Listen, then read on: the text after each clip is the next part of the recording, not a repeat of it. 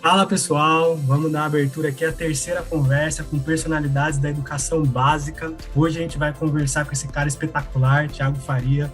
Nosso assunto hoje é específico para a captação de alunos, com a experiência do Thiago aí em grupos educacionais. Thiago, em primeiro lugar, é um grande prazer ter você aqui no Mercado Educação. Eu estudo muito dos seus materiais, muitas das coisas que eu trago como experiência no meu dia a dia foi lendo os seus textos, foi assistindo suas entrevistas, então é um prazer muito grande estar aqui entrevistando você hoje no Mercado Educação. Tiago, Grande vamos Rafa. aproveitar. Oi, desculpa, já estou cortando você aqui.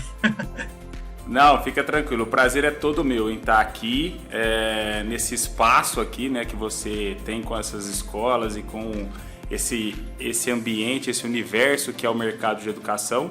Então, agradecer mais uma vez o convite e agradecer o pessoal aqui da Rocket Lee. Eu estou todo num espaço todo diferente aqui hoje, mas estou aqui aproveitando esse papo para fazer mais conteúdos também ali para as escolas e alguns recortes que hoje em dia o que está mandando é recorte do Reels, é conteúdo rápido para depois o pessoal se aprofundar. Mas, assim, o prazer é todo meu em dividir mais uma vez um espaço aqui e bater um papo sobre captação de alunos para esse mercado de educação. Show de bola. E antes da gente entrar assim, especificamente ali no assunto, acho difícil quem trabalha com captação não conhecer o Thiago, mas, Thiago, se apresenta aí pra gente. Quem que é o Thiago? Onde você estudou? Qual a sua experiência? Conta aí um pouquinho pra gente.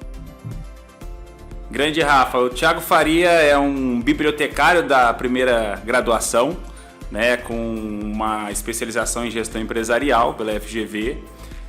Comecei minha carreira e permaneci por mais de 15 anos dentro de um dos grandes conglomerados de educação, onde eu pude aperfeiçoar aí todas essas frentes, essas discussões, olhar para dados dentro do mercado de educação, que foi dentro do Grupo SEB, né? E de maio para frente eu estou com um propósito muito grande, que é, dentro do mercado de educação, levar o maior público de escolas possíveis. A gente tem em torno de 35 a 39 mil escolas particulares no Brasil e eu quero auxiliar essas escolas a se profissionalizarem nesse tema de captação de alunos, que é um tema muito importante para que a escola possa ter uma vida saudável, possa implementar todos os projetos que deseja.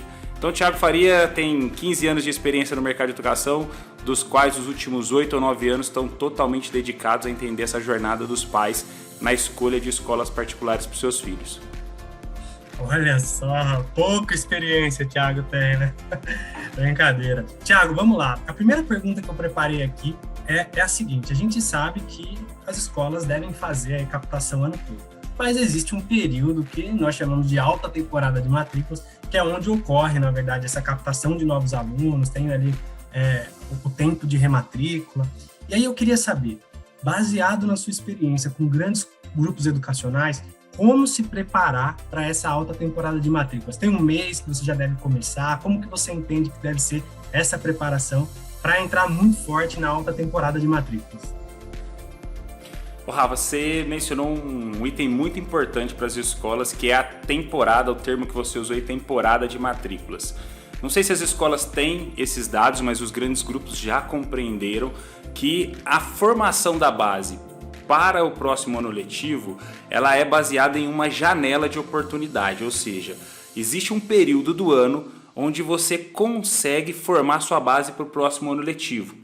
Esse período normalmente é o segundo semestre. Então, de agosto a fevereiro, essas escolas elas estão se mostrando para o mercado buscando novos alunos. Além, é claro, de já liberar, uma vez que você consegue fazer uma matrícula de um aluno novo, ele também já libera a rematrícula. Mas existe sim um momento do ano, isso oscila de região do Brasil para região do Brasil, mas o que eu vejo muito quanto mais a escola consegue entender que se ela antecipa o processo de matrícula dela, ela tem mais tempo para fazer a mesma meta ou a mesma procura, ela ganha o quê? Otimização. Então sim, tem sim um momento que é no segundo semestre, né? E se preparar para esse momento é muito mais do que só entender isso. É a escola entender o seu público-alvo, né? Porque é quem você tem que impactar. Entender quando os pais mais procuram, que é exatamente dentro dessa jornada do segundo semestre, você tem picos de procura, né? E depois você tem um momento onde essa procura diminui, mas a conversão aumenta porque os pais estão, na verdade, ali digerindo todas as informações. E você saber essa janela, você também consegue dimensionar sua capacidade de conversão, né? Ou seja, você consegue entender quantos pais precisam ser impactados para você fazer o volume de matrículas e com isso você dimensionar o seu esforço.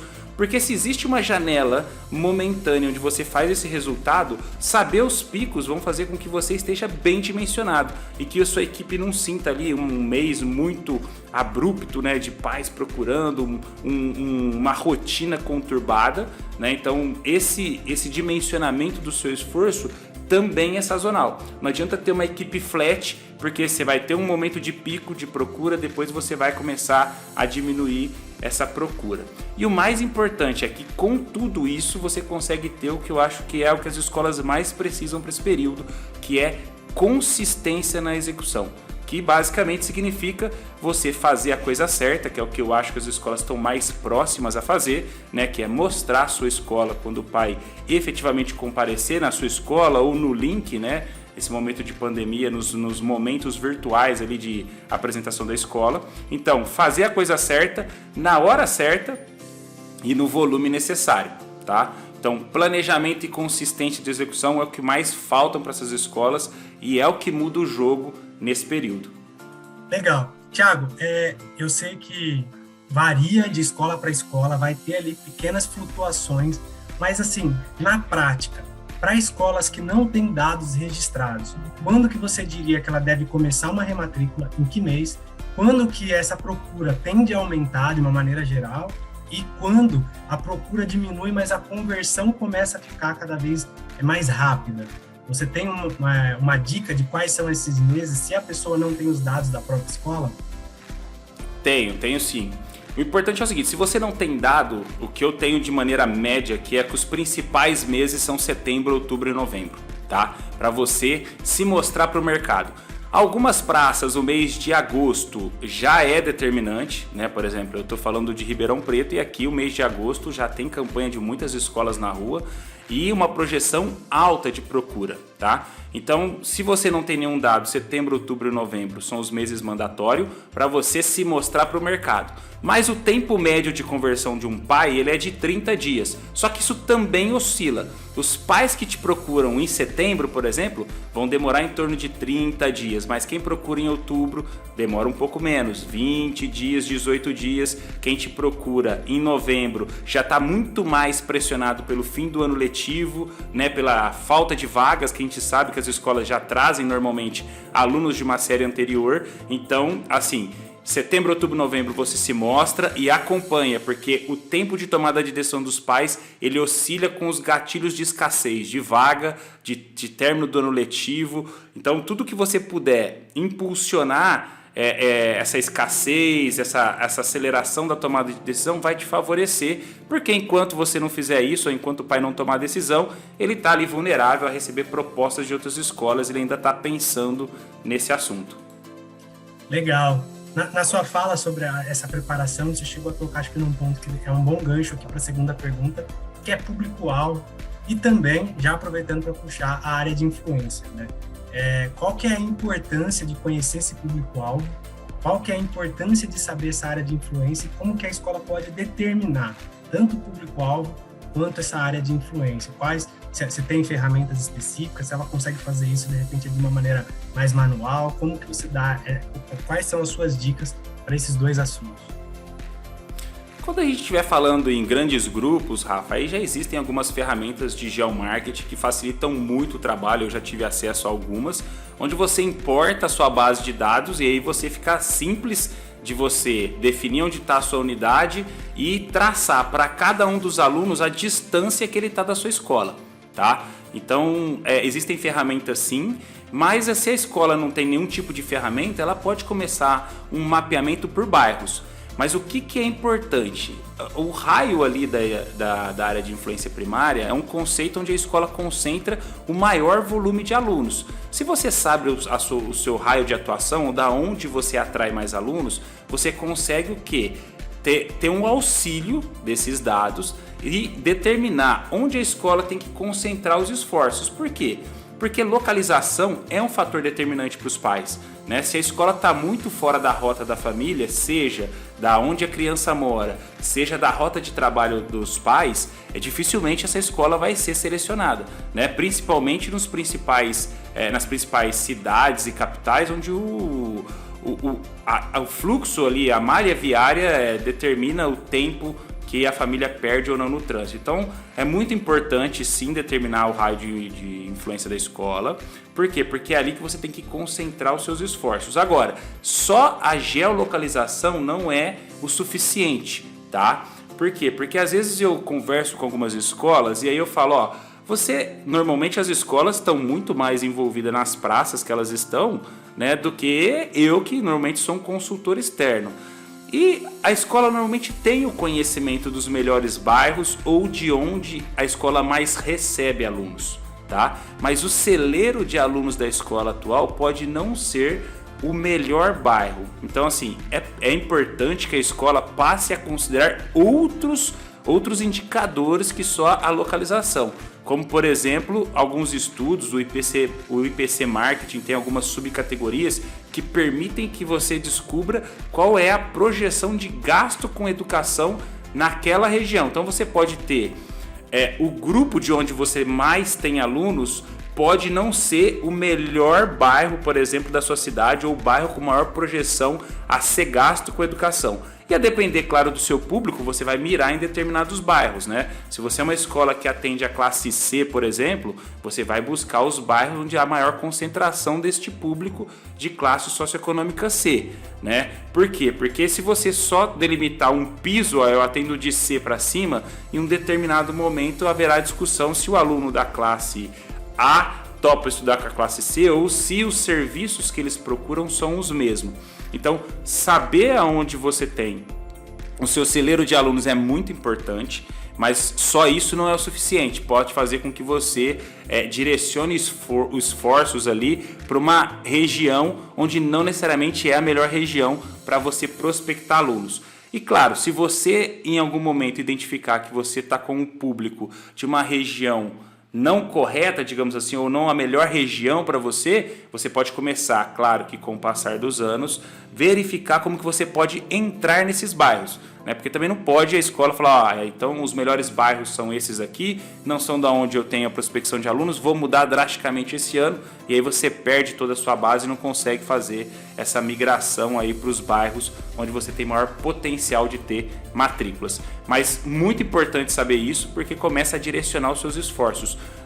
Principalmente os esforços ali correlacionados às ações de marketing, né? Onde eu tenho que aparecer, ou a malha viária, como é que eu cerco a cidade com poucos outdoors, porque eu sei o fluxo da malha viária, então isso é extremamente importante para o mapeamento das escolas.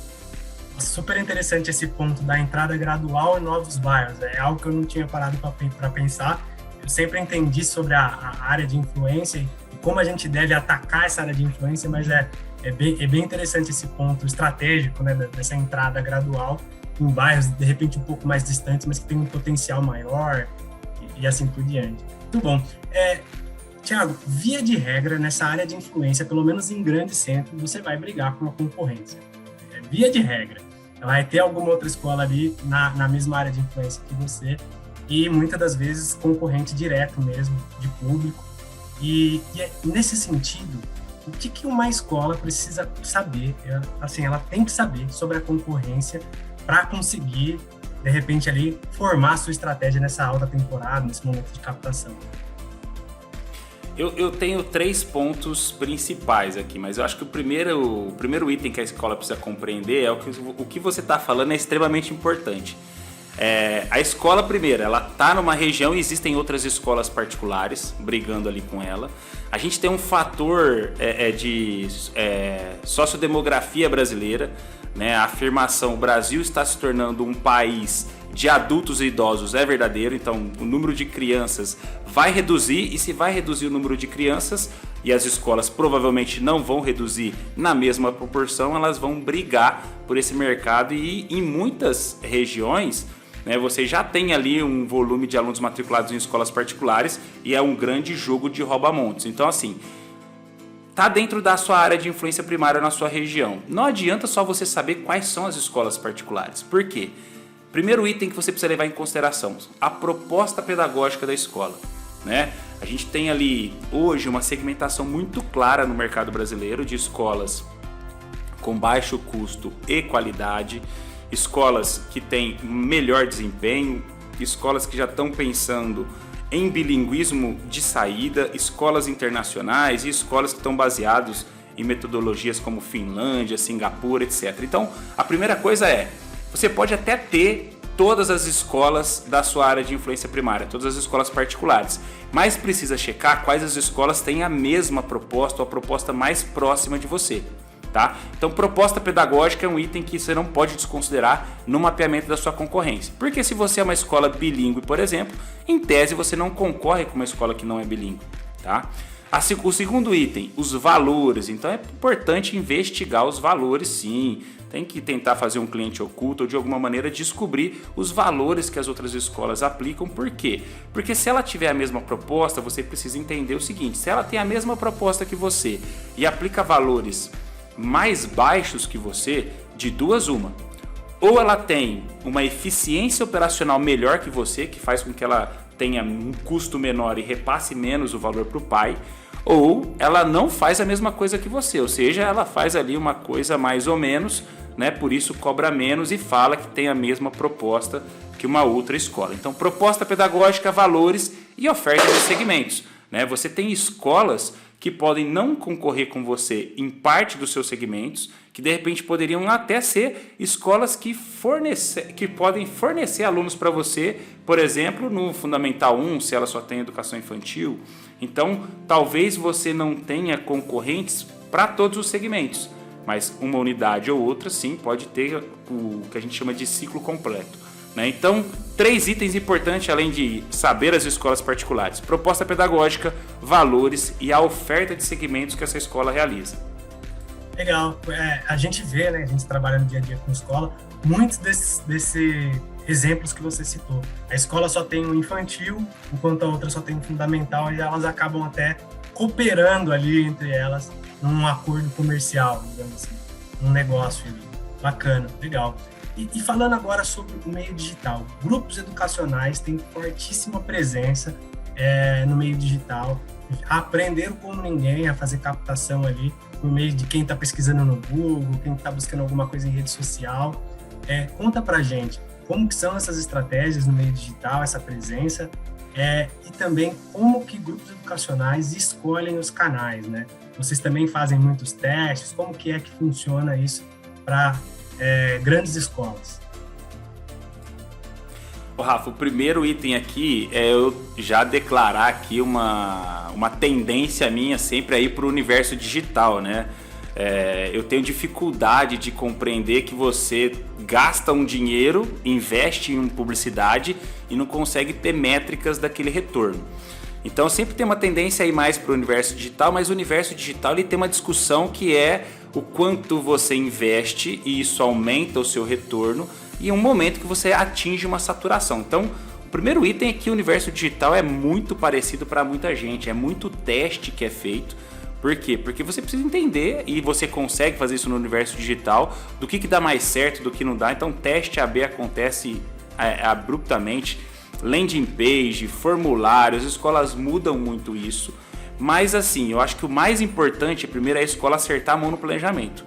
A escola tem que entender que para captar alunos novos eu preciso ter pessoas interessadas na minha escola, e a grande discussão com a área de marketing da escola, caso ela tenha uma área interna, ou com a agência de publicidade, vai sempre por um caminho que sim, precisa se montar um plano de mídia, né, um planejamento ali, uma estratégia de se apresentar para o mercado no universo offline e no online. Eu sempre falo para o pessoal, não deixa de fazer outdoor também, porque se você sempre fez, né, e nessa campanha você não faz, o que o seu concorrente vai pensar? Esse ano não consegue nem fazer um outdoor, tá indo mal das pernas. Mas não é isso, o que eu quero dizer é assim, comece a mensurar. E eu tenho um indicador muito bom para isso, que eu ensino as escolas a calcularem, que é o que eu chamo de CPA, que é o custo por aquisição. O custo por aquisição basicamente é tudo que você investiu dividido pelo número de interessados. Mas a discussão começa pelo planejamento. Você precisa saber quantas pessoas interessadas na sua escola você precisa ter para que você consiga atingir o seu número desejado de novos alunos. Então, com esse planejamento em mãos, é que a discussão começa, né? Faz o planejamento de como esse esforço, lembra que a gente falou da sazonalidade, compreende o público atendido, aí sim você vai para a agência ou para a área de marketing que vai fazer o quê? Vai montar o seu plano de mídia. E aí você vai depender um pouco de como é o comportamento da sua região, tá? Mas eu não deixaria de estar presente no digital. E primeiro, se a escola não tem um site ou uma landing page de conversão, é para ontem a construção disso. Muitas escolas que eu converso, dependendo da região do Brasil, o cara põe uma faixa na porta da escola e espera. Eu falo, mas cara, e aí, você reza, né, se não aparecer ninguém? Né? Você precisa ter uma métrica, você precisa conseguir ver, estou impactando quantas pessoas ou não. Então, montou o planejamento, tem a noção do público que a sua escola atende, aí vai para a agência ou para a área de marketing. E com a agência e com a área de marketing, além, claro, de dar o briefing da área de educação, do que é a sua proposta pedagógica, depois desse briefing, basicamente toda semana é discussão de custo por aquisição e volume de interessados na minha escola. Né? Vamos fazer aqui uma simulação.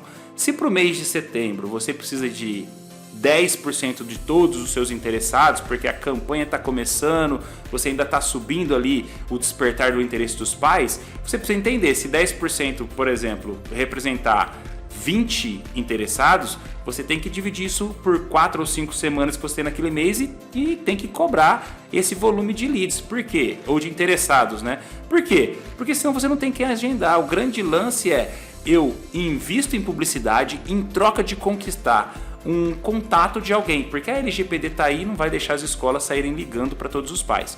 Então eu preciso investir, isso tem que me dar um retorno. Qual retorno é esse? É um pai interessado na minha escola que eu futuramente vou conseguir trazer ele para uma visita. Então sim, muitos testes acontecem, mas o plano de mídia não pode estar unicamente ligado no digital ou unicamente ligado no offline, né? E as escolas têm que entender o seguinte, vocês vendem serviço educacional. Venda de serviço não é venda de infoproduto, que você dá um tiro só. Tem que evoluir por fase. Então tem que conquistar o interessado, depois você vai migrar ele para um agendamento, uma visita, e aí sim você vai ter a chance de fazer uma conversão. Mas faça essa estratégia mista e lembre sempre, bom planejamento e público da sua escola. Depois, CPA, custo por aquisição do seu interessado e volume de interessados na sua escola para você poder fazer os agendamentos. Escolher uma escola está longe de ser algo trivial, né? A escola precisa atender a uma série de requisitos ali dos pais, é uma venda de serviço complexa que vai passando por algumas fases mesmo. E até vou deixar minha experiência aqui, eu que trabalho no Marketplace Melhor Escola, sei de todo o potencial que o meio digital tem hoje para a captação de alunos. Mas, basicamente, o finalzinho aí dessa resposta puxa o gancho da próxima pergunta, que é sobre o funil de vendas. O funil de vendas já é amplamente discutido no meio comercial, mas você traz uma abordagem bem específica do funil de vendas para a educação, principalmente no que tange aí a captação de alunos. Conta um pouquinho para a gente como construir esse funil de vendas e por que ele é importante, aí, o conhecimento dessas taxas para a captação de alunos. Rafa, eu vou começar contando uma história de quando eu comecei a olhar esse mercado de educação e entender isso. Mas funil de vendas, como você bem disse, é algo que é em qualquer frente comercial amplamente difundido. Você vai escutar funil de vendas, depois vai vir um pessoal que fala um pouquinho de fidelização, falar de ampulheta de vendas, onde você vende, depois continua vendendo, etc. Mas o que as escolas têm que entender é que isso é uma metodologia de projeção de vendas. E a sua escola vende o quê? Matrículas na educação básica. Então, assim, é uma metodologia que não é de agora, assim, os formatos mais condensados, assim, ou mais prontos de funil de vendas, é uma metodologia de 1924, que chegou no Brasil em 2010 e que eu tive acesso inicialmente em 2013. Então, de 2013 para cá, é isso que eu discuto com as escolas quando a gente está falando de alunos novos. E é uma metodologia de projeção de vendas, né? Mas basicamente, implantar um funil de prospecção é, na verdade, você refletir as etapas que os seus clientes, ou seus pais, ou seus alunos percorrem até a decisão pela escola. Então, basicamente, é você olhar para dentro e entender como um pai faz matrícula hoje em escolas particulares. Né? Eu já fiz esse mapeamento, já conversei com muitas escolas, eu já tive muitas dores de barriga, por quê? Porque meu funil era muito extenso, e se é um funil, cada etapa pressupõe uma quebra, senão seria um tubo de matrículas, né? Mas basicamente é você refletir a sua jornada. Então a escola precisa olhar o seu processo. Basicamente, de maneira mais geral, o que eu posso dizer para as escolas é o seguinte: isso não foge muito à regra. Claro que uma escola ou outra pode ter um processo de avaliação do aluno ou não, né? Mas basicamente é você ter um interessado na sua escola, que eu basicamente chamo de cadastro, você transformar esse cadastro em um agendamento, que é o dia e o horário que o pai declara para ir até a sua escola, seja para visita física, que acontecia antes da pandemia, seja para o momento online, que a pandemia nos mostrou que é possível. Esse agendamento efetivamente se tornar uma visita, para a partir daí você ter chance de efetivar uma matrícula. Agora, claro, se você está num mercado onde a sua marca é muito forte, ou você já construiu, né, uma relação da sua marca com o mercado, pode ser que muita gente venha indicado e, né, na visita já tenha tomado a decisão, já tenha chegado até a sua escola, digamos assim, né, vendido ou comprado, não sei como as escolas querem chamar, né? Mas basicamente é transformar a jornada do seu cliente em etapas para que você possa mensurar. Por exemplo, posso te dar dados genéricos aqui dentro dessa formatação que eu já julgo mais próximo do ideal para as escolas, que é, para cada uma matrícula, uma escola deveria ter pelo menos 3 visitas. Para ter 3 visitas, precisaria ter pelo menos 5 agendamentos. E para ter 5 agendamentos, precisaria ter pelo menos 7 interessados declarados na sua escola. Ou seja, são taxas médias de projeção que eu trouxe para um valor unitário. O que eu fiz? Repliquei a jornada dos pais, transformei em fases e aí passei a mensurar esses itens até que eles me deram dados suficientes para eu chegar a uma conclusão próxima como a que eu dei aqui para vocês agora. Perfeito, perfeito. Olhar para o funil também vai te fazer enxergar se existe gargalo ali no seu processo e você vai conseguir ser muito mais assertivo nos detalhes ali, onde você precisa fazer as modificações, potencializar ou consertar e assim por diante. Legal. E indicadores, Thiago? A gente sabe que se for fazer análise é infinito, mas em geral as escolas escolhem ali alguns indicadores. Quais são esses indicadores que você acha que são primordiais e se existe um que esse aqui é o norte, é aqui que você tem que estar sempre acionando, olhando? Quais seriam esses indicadores? Se eu tivesse que resumir bem aqui a conversa, eu ia falar o seguinte: um funil de vendas ou um funil de prospecção de novos alunos, ele sempre vai trabalhar com 2 itens: volume absoluto e taxa de conversão. Né? Por quê? Porque quando você não está bem em volume absoluto, você pode discutir a taxa. Né? E tudo começa com a geração do lead no topo do funil. Então, não necessariamente estar com uma taxa de conversão ruim de cadastro para agenda quer dizer que você está ali deficitário. Essas coisas acontecem ao longo do tempo. Mas o funil ele te dá 2 itens. Ou você trabalha com volume, que no caso seria os volumes de cadastros, de agendamentos, de visitas e de matrículas, ou você trabalha com a taxa de conversão entre as fases. Né? Você pode ter problema entre uma fase e outra e resolver isso pode fazer mais pessoas ficarem próximas de converter em uma matrícula na sua escola. Outro indicador que é importante é o ticket médio, né, que está diretamente correlacionado à gestão das bolsas que você concede para os alunos. Né? Esse é um outro item também que as escolas precisam ficar atentas, porque é muito simples para a escola, talvez, definir uma meta de ticket médio. Ela fala, o meu valor de investimento é X, eu vou aplicar essa bolsa aqui, então meu ticket médio é esse. Só que quando entra o primeiro pai na minha escola e eu economizo 5% de desconto, o que eu faço com esse 5%? O quanto eu poderia para todos os próximos pais aumentar em percentual de desconto? E quando entra um pai que me gasta mais do que eu estava pensando na média de desconto, como é que eu reverto isso? Quantas matrículas abaixo do meu limite de bolsas que eu tinha traçado eu tenho que fazer para voltar para o meu ticket médio? Né? Então, ticket médio e gestão das bolsas, outros 2 itens que eu olharia com muito carinho dentro dessa jornada porque pode mudar o ritmo de uma conversa. Eu costumava, dentro das discussões que fazia com algumas escolas, ter encontros semanais. Então toda segunda-feira era o checkpoint, você avalia a semana anterior, vê onde estão os gargalos e traça as ações para essa semana. Mas a gestão de bolsa é muito mais dinâmica do que isso, né? Eu até brinco com as escolas, é sempre bom você estabelecer um prazo de consumo, né? Hoje eu ofereço 10% de desconto para um pai e amanhã eu não posso ter mais para oferecer. Por quê? Porque muitos pais fizeram a matrícula ou alguns pais onde eu ofereci mais desconto confirmaram. Então a gestão das bolsas eu iria para um checkpoint diário, né? Por quê? Porque se hoje eu economizei desconto, amanhã eu posso passar a fazer ofertas maiores.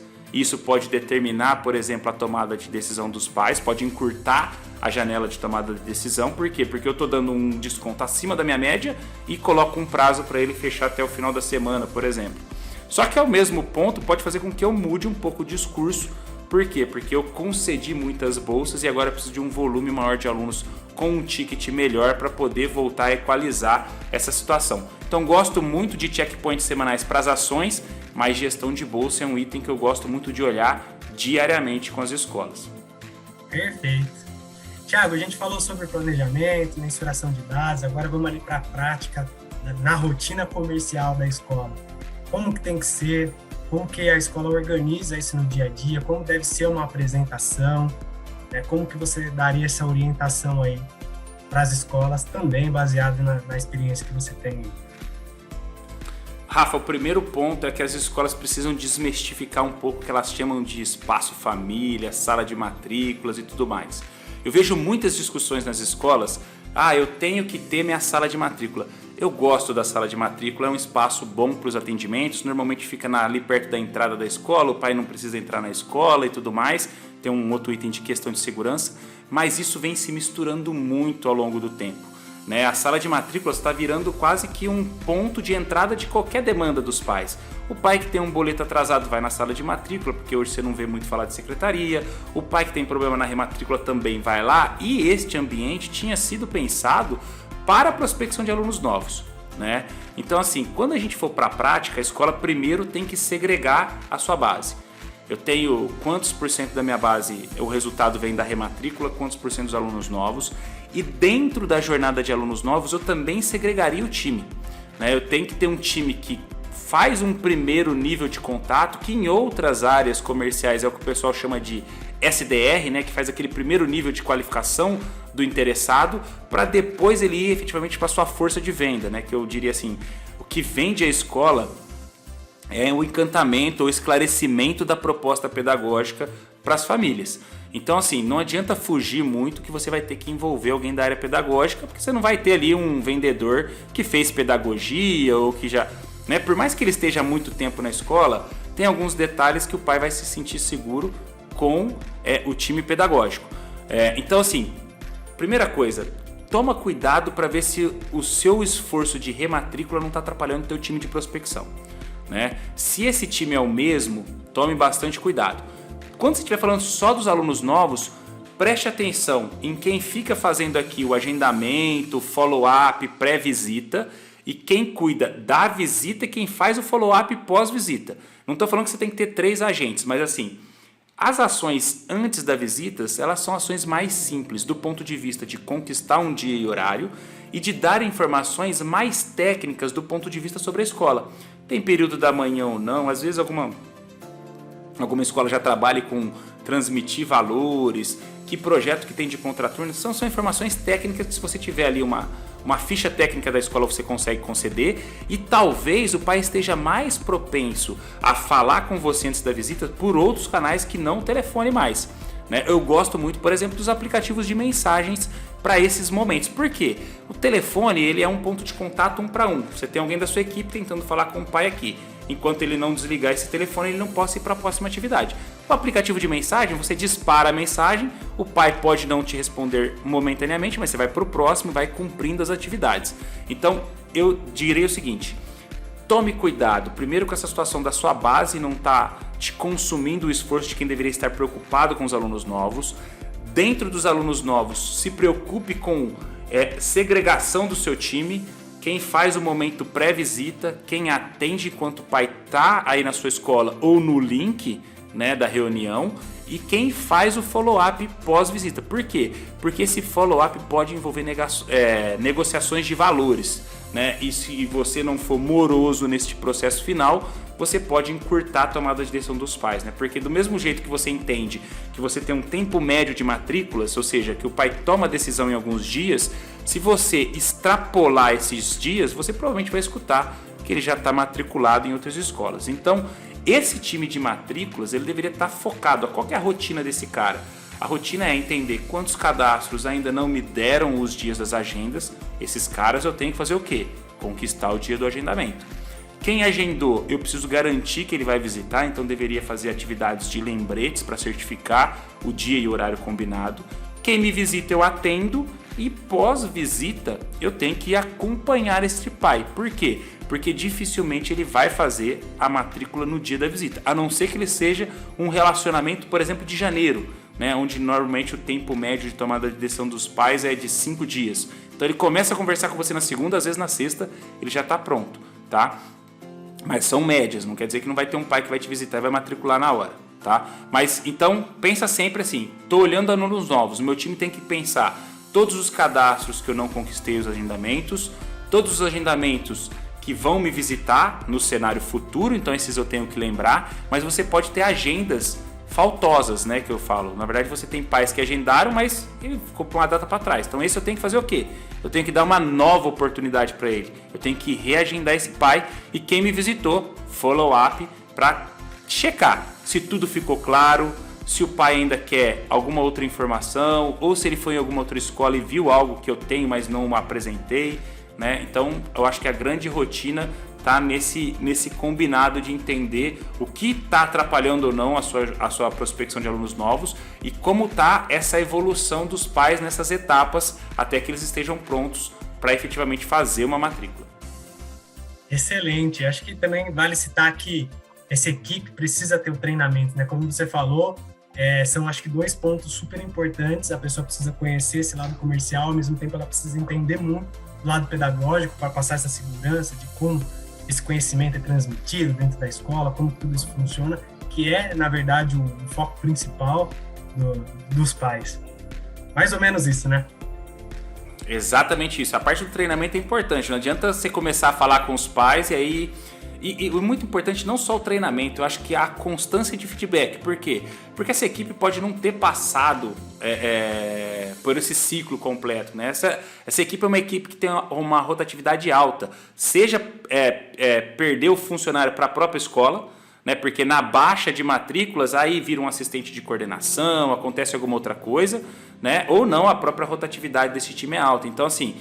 Às vezes ele não vivenciou algumas dúvidas dos pais, ele não tem repertório, bagagem, e quanto mais feedback, mais treinamento, esse processo vai ficando mais azeitado, ao ponto que algumas escolas podem não ter pedagogos ali nesse primeiro atendimento, mas você conversa com algumas pessoas que estão tanto tempo na escola que às vezes até o pai se satisfaz com esse nível, que é uma outra discussão mais a longo prazo para as escolas, o quanto que é importante ela manter esse funcionário, porque isso traz benefícios, né? Principalmente talvez nesse tempo de tomada de decisão dos pais. Legal, muito bom. Tiago, eu vou aqui me encaminhar para a última pergunta, aquela clássica da dica de ouro. Qual seria a dica de ouro para que as escolas tenham sucesso na alta temporada de matrículas? Olha, Rafa, eu vejo muita gente procurando treinamento para motivar o time de atendimento, junto com o time pedagógico, mas se eu tivesse que dar aqui uma dica de ouro, eu diria a execução consistente. Os grandes resultados vêm do compromisso da consistência do dia a dia e não da motivação, né? Se a escola não fizer o que precisa ser feito na hora correta e no volume necessário, o resultado com certeza estará comprometido. Para te dar um exemplo, por exemplo, eu faço algumas reuniões e aí você questiona a escola, né? Qual que é a sua meta de novos alunos?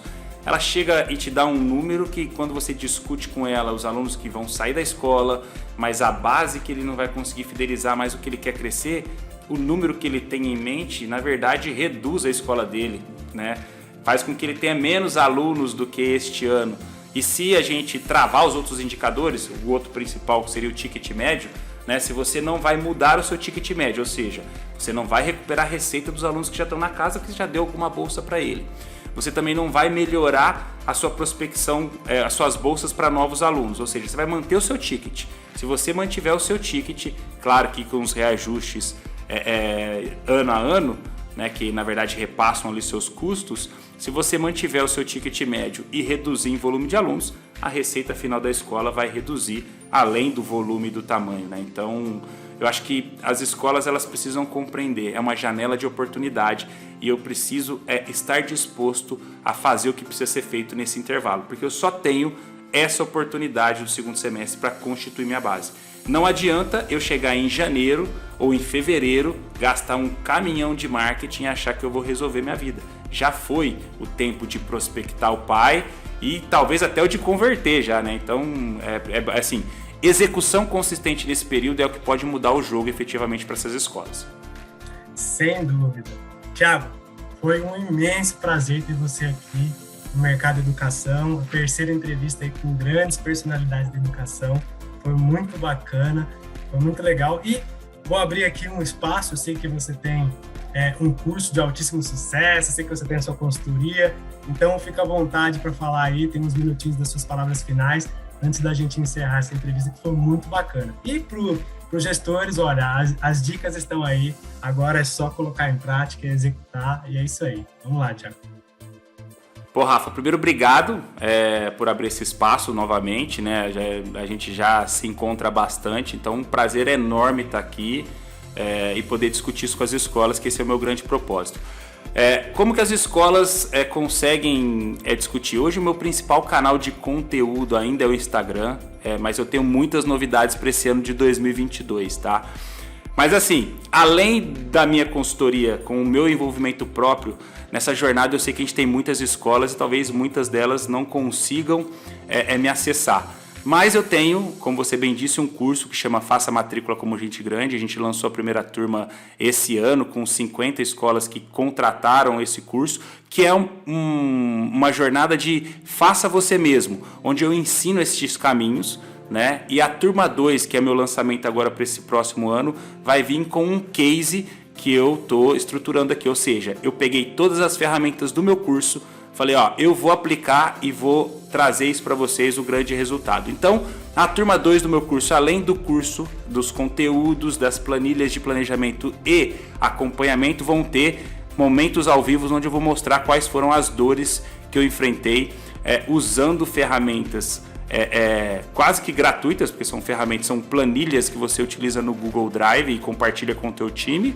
e na verdade ferramentas gratuitas do Google, como o Google Meet para as reuniões, o Google Agenda. Então a turma 2 vem ancorada desse grande case aí para as escolas entenderem que é possível sim utilizar essas ferramentas, e claro que com o passar dos anos aí as escolas vão compreender essa jornada e aí vão passar a discutir outras coisas, como um software específico para gestão de relacionamento com os pais, etc.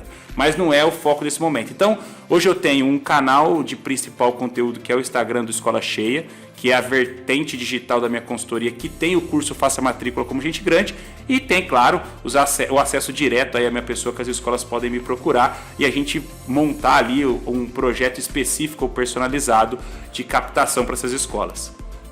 Legal, eu já fiz esse curso aí, em primeiríssima mão. É um curso de altíssima profundidade, e agora essa versão 2 aí parece que vai mostrar na prática como tudo isso funciona.